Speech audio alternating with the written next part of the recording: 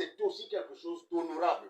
On peut battre un adversaire. Il y aura toujours des petits coups tordus. Écoutez, on a vu Fillon être abattu à cause d'un costume. Oui, mais voilà, d'accord. D'accord. Mais on ne peut pas mobiliser l'appareil d'État.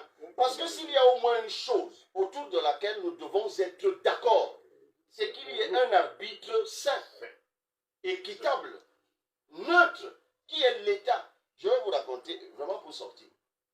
Roger, si tu permets. Je suis élu député et il y a une conférence à la Cour africaine des droits de l'homme et des peuples en Tanzanie, à Dar es Salaam. La cour est à Arusha, mais c'était à Dar es Salaam. Et je suis mandaté, en fait je reçois l'invitation comme député et l'Assemblée nationale accepte de m'y envoyer, de m'envoyer à la conférence. Et quand j'y arrive, je dois prendre la parole sur les droits politiques et tout, et notamment la capacité de la Cour à connaître des problèmes de droits de l'homme qu'endurent un certain nombre de personnes dans leur pays, notamment des hommes politiques. Et on m'amène toutes les requêtes de tous nos anciens ministres qui sont en prison et qui ont tous saisi la Cour pour leurs conditions carcérales, ainsi de suite, ainsi de suite. Et je prends la parole ce jour, ça a donné un fou rire. J'ai dit aux gens, les droits de l'homme, c'est comme le handicap. Quand vous marchez dans la rue et que vous voyez quelqu'un en béquille, en moto, non, le truc roulant, là, en tricycle, et qui revendique des droits, et qui dit qu'il ne faut pas construire d'immeubles sans rampe, qui dit qu'il ne faut pas faire ci, nous autres on en souffre. Mais comme tu as tes deux pieds, tu ne comprends pas de quoi il parle. Mais le jour où tu fais un enfant qui est handicapé, le jour où tu fais un accident de circulation, tu deviens handicapé, et ce jour, tu réalises que j'aurais dû, quand j'avais mes deux pieds, m'occuper des autres. Et je leur ai dit ce jour, ces gens, vous voyez, qui ont écrit ici, moi je suis Camerounais. Je suis embarrassé parce que certains ont occupé des positions de pouvoir qui leur permettaient de résoudre ce qu'ils dénoncent dans les requêtes qu'ils envoient ici. Lorsque nous parlons de la République, d'une fonction ministérielle, je ne demande pas à Rangaji de venir au PCRN. Je ne lui demande pas d'arrêter de me combattre comme adversaire politique. Et d'ailleurs, dit-on, il a des manœuvres. Il peut fouiller ma vie, me piéger, tout ce qu'on veut, avec des costumes, tout ce qu'on veut. Mais on ne peut pas utiliser l'appareil d'État. Mais monsieur qui est de Kiki, je suis élu dans un congrès. Un ministre signe le document qui prend acte de l'élection. J'investis des gens à une élection présidentielle. Mais tiens, si aujourd'hui je ne suis plus président du PCRN, je dois cesser d'être député. Tous les maires dont vous parlez doivent cesser d'être maires. Parce que c'est un imposteur qui les a investis à l'élection, aux élections locales. Mais ça, c'est un scandale en soi. Et que quelqu'un marche sur les règles, c'est-à-dire que vous avez parlé de la Constitution, c'est de ça qu'on parle. C'est-à-dire que quelqu'un vous dit, ces élections, c'est rien. La Constitution, c'est rien. La loi, c'est rien. On annule un congrès de 1600 personnes à Kribi. Inscrit, 1600 personnes inscrites. Alors, si tu l'as dit, nous devrions être pour dissension interne. C'est curieux. Mais, des gens qui n'ont aucune fonction dans le parti reçoivent d'un sous-préfet à Yaoundé un récépissé de manifestation publique.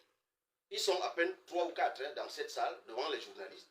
Mais ont quand même toute la devanture de l'hôtel truc est remplie de policiers anti-émeutiers. Et vous vous dites, la loi est de quel côté? Les policiers protègent qui?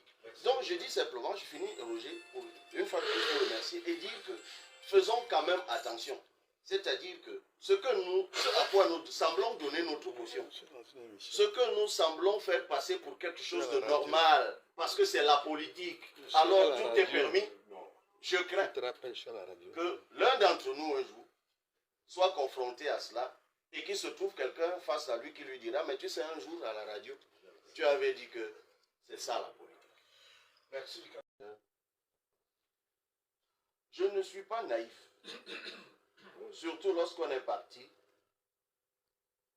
parce que moi je suis le symbole de ce qu'on peut partir d'une émission comme celle-ci et on arrive là où je suis arrivé. Et il y a autour de cette table, je l'ai dit, des gens aux côtés de qui j'ai commencé ma vie publique. Parce que ma vie publique a commencé avec mes prises de parole publiques. notamment en 2004, lorsque je suis signataire et porte-parole de l'appel des 1000 étudiants contre la réélection de Paul Biya. C'est comme ça que je rentre dans l'espace public, dans cette émission, par ailleurs. Et je vais faire la rencontre d'autres camarades, comme Bertrand Valet-Bessala, qui est ici en 2005, et on va continuer ensemble. Donc, même si nous sommes relativement jeunes, j'ai 43 ans, il ne faut pas penser que mon parcours n'est rien. En 2024, ça va faire 20 ans de vie publique.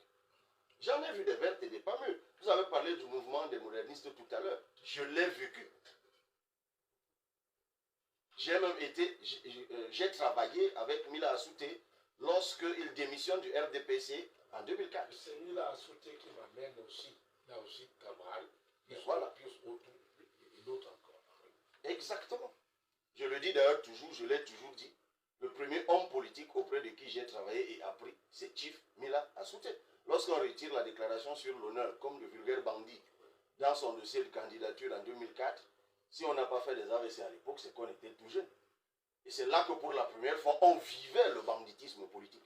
Et lorsqu'on a un tel baptême de feu, 20 ans plus tard, même quand on me donne des conseils, il faut quand même tenir compte que j'ai un parcours aussi. Donc je ne suis pas naïf. Je n'ai jamais dit que faire la politique, ce serait, comme j'ai entendu tout à l'heure, un boulevard où tout est, c'est pas clairsemé, on avance. Non. En revanche, et c'est là que moi je voudrais finir, autant que je me souviens de cette émission, monsieur le recteur, Roger Kiek de Kiki et d'autres, où je suis allé, j'ai appris une chose. Dans ces émissions-ci, nous façonnons des opinions. Dans ces émissions-ci, nous façonnons la conscience politique.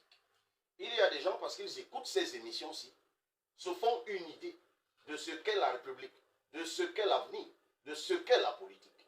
Donc faisons attention à tout ce que nous disons dans des émissions de grande écoute comme celle-ci. Aujourd'hui, on peut dire des choses parce que ça nous profite, ainsi de suite, mais demain, ça peut nous rattraper. J'aime toujours prendre l'exemple. Quand j'ai commencé à dire aux gens de s'inscrire sur les listes électorales, je ne compte pas le nombre de personnes qui me disaient « mais toi, tu es déjà vendu ». Parce que pendant des années, tu disais « voter ne sert à rien ». Et tu ne peux pas, pendant des années, nous avoir dit « le code électoral est taillé sur mesure, personne ne peut battre Paul Biya par les élections ». Et maintenant, tu nous dis de nous inscrire, tu es suspect. Donc, et ce jour, je réalisais que des choses que j'avais passé le temps à dire sur des plateaux de radio me rattrapaient. Et que si moi, j'ai changé d'opinion, eh bien, ce n'est pas le cas de ceux qui m'ont écouté pendant longtemps et qui se sont fait une idée du processus électoral sur le fondement de ce que je disais.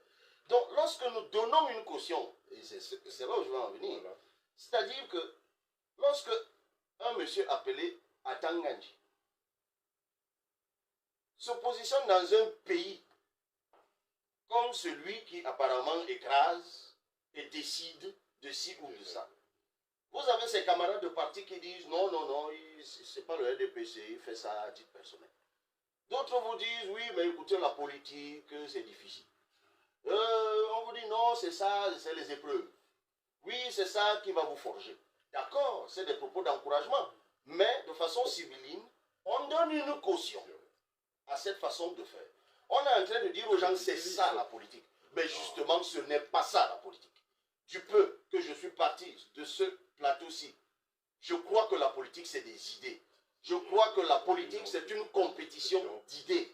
Je crois que la politique que nous devons vendre aux jeunes qui nous écoutent, aux gens qui nous écoutent, ce n'est pas le mysticisme.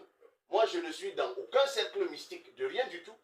Au point même que d'ailleurs, je croise des jeunes qui me disent, oui, on nous a dit que pour être élu député ou membre du bureau de l'Assemblée nationale, il faut avoir été baptisé ou de ci ou de ça. Je leur dis, c'est faux. Dieu existe. Il y a des gens qui peuvent décider de ne croire qu'en Dieu. La politique, ce n'est pas toujours des compromissions. La politique, ce n'est pas toujours des messes de minuit. Alors, je tiens d'abord, du fond du cœur, à vous exprimer ma gratitude. Parce que lorsque vous m'avez appelé hier, en fait, il était question que je vienne...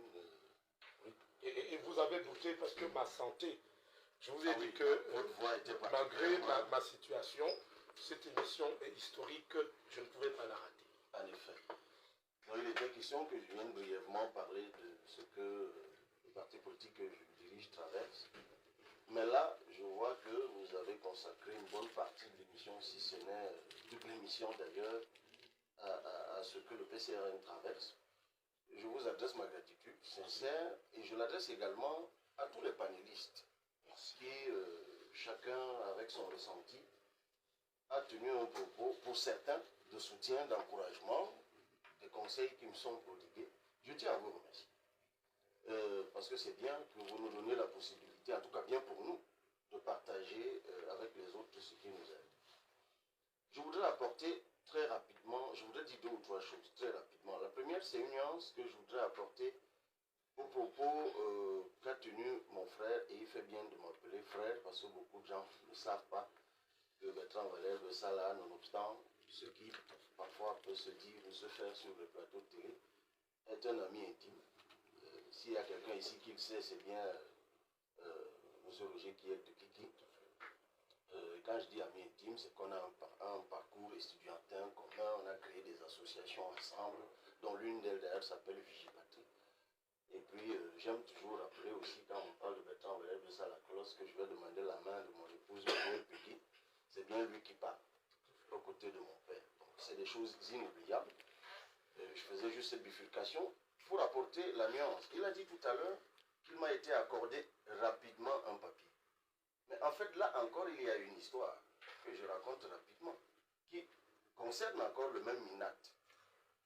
Je vous ai dit, le congrès de Kidiki a lieu le 11 mai 2019. Mais le papier ne m'est donné que le 19 août, 3 mois plus tard.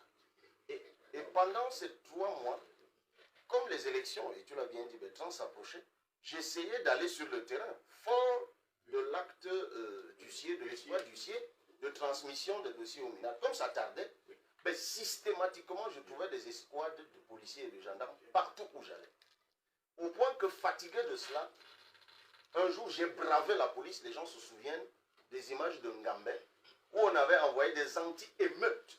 Tout le monde, les gens sortaient des villages, ils se demandaient qu'est-ce qu'il y avait en Ngambé. Et le sous-préfet m'a amené dans son bureau, il m'a dit, un jeune sous-préfet, anglophone d'ailleurs, il m'a dit, gars, je vais te dire la vérité. Ton problème, c'est rien.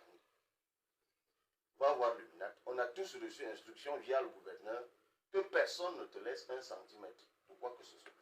Et à l'époque, je me posais des questions. Comment l'affaire s'est dénouée? Comme Dieu n'oublie jamais ses enfants, Michelle Bachelet, ancienne présidente de Chili, à l'époque, c'est elle qui était responsable des droits de l'homme à l'ONU. Elle est en visite au Cameroun et convoque donc des leaders politiques camerounais pour avoir le retour notamment des leaders d'opposition. Et à l'occasion, je pose mon problème.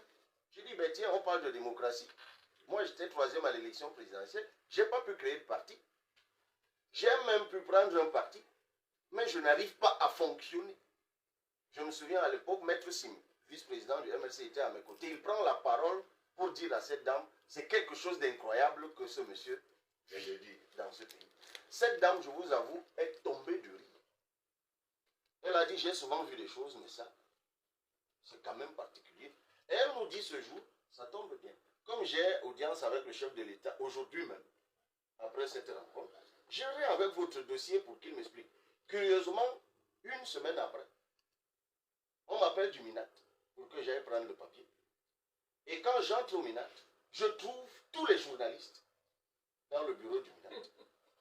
N'ayant pas été prévenu que j'aurais une conférence à m'adresser à la presse, et il me tend le papier devant la presse en disant le Cameroun est un pays démocratique, il faut qu'on arrête de croire ci ou ça. C'était un moment particulièrement ridicule, mais moi j'avais le papier et ça me permettait d'avancer. C'est juste